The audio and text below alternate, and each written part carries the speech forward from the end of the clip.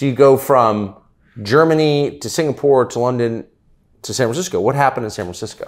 Well, in San Francisco, we really thought that would be the place for us to be in because all the tech companies are there or around San Francisco. And there were two things that happened that made us think twice. Well, one thing is pretty obvious. I was in San Francisco. I got attacked on the street after visiting, I think it was Jack Dorsey in Twitter, in the Twitter's office. And I was walking back at 8 p.m.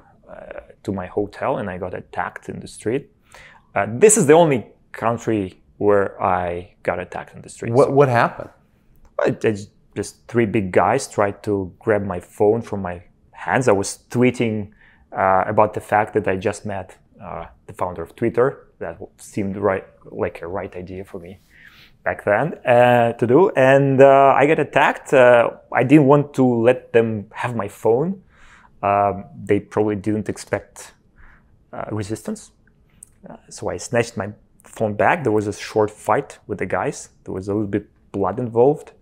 But I managed to run away and decided I should probably They probably don't mug a lot of Russians. They might have been surprised. Well, they were much taller than me, I must admit. And there were three of them. But I think I put up a good fight. Were you surprised that this happened in San Francisco? Completely. Yeah. It was a shock to me because I traveled a lot. That was the first place I got attacked. And I thought, all right, maybe we shouldn't look at San Francisco. Maybe there are other places in America where you don't get attacked? Yeah, exactly. But there's this second part, which was probably more alarming there in the U.S. We got too much attention from the FBI, the security agencies, wherever we came to the U.S. So to give you an example, last time I was in the US, I brought an engineer that is working for Telegram, and there was an attempt to secretly hire my engineer behind my back by cybersecurity officers or agents, wherever they are called. The US government should hire your engineer? That's my understanding. That's what he told me. To write code for them or to break into Telegram? They were curious to learn which open source libraries are integrated to the Telegram's app, on the client side, and they were trying to persuade him to use certain open source tools that he would then integrate into the Telegram's code that, in my understanding, would serve as backdoors. Would allow the US government to spy on people who use Telegram? The US government, or maybe any other government, because a backdoor is a backdoor regardless of who is using it. That's right. And that's a little surprising to hear. Maybe it's not surprising, it's offensive.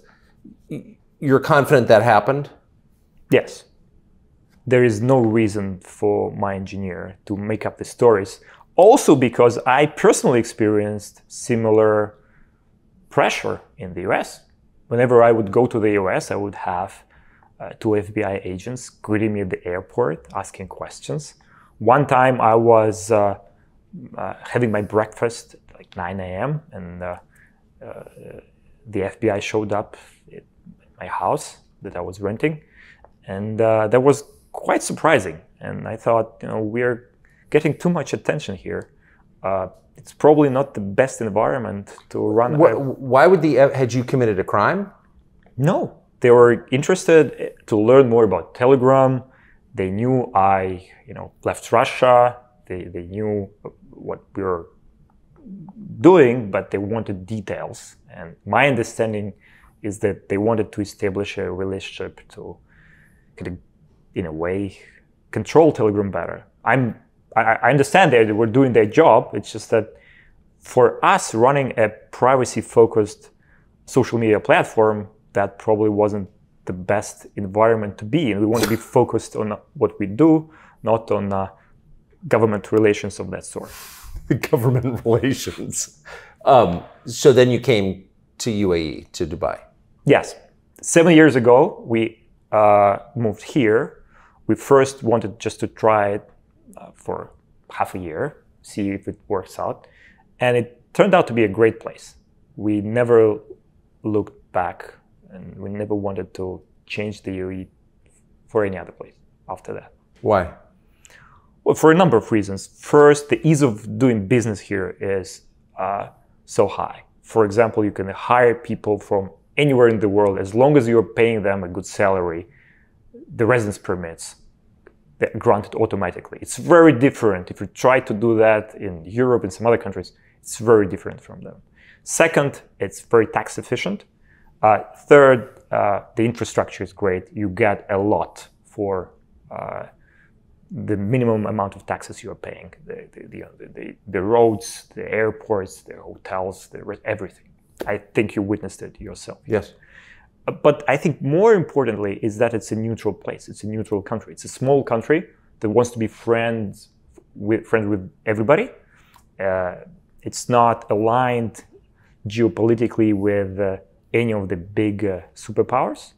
And I think it's the best place for a neutral platform like ours to be in if we want to make sure we can defend our users' privacy and freedom of speech.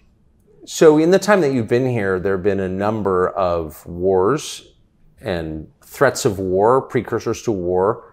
Have you had any pressure from the government here, honestly, any pressure from the government here to reveal a backdoor into Telegram or to ban anyone or to make any changes to your business?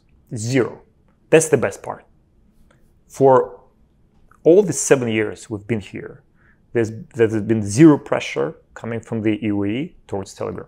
They've been very supportive, very helpful, and it's a big contrast from whatever we've experienced before.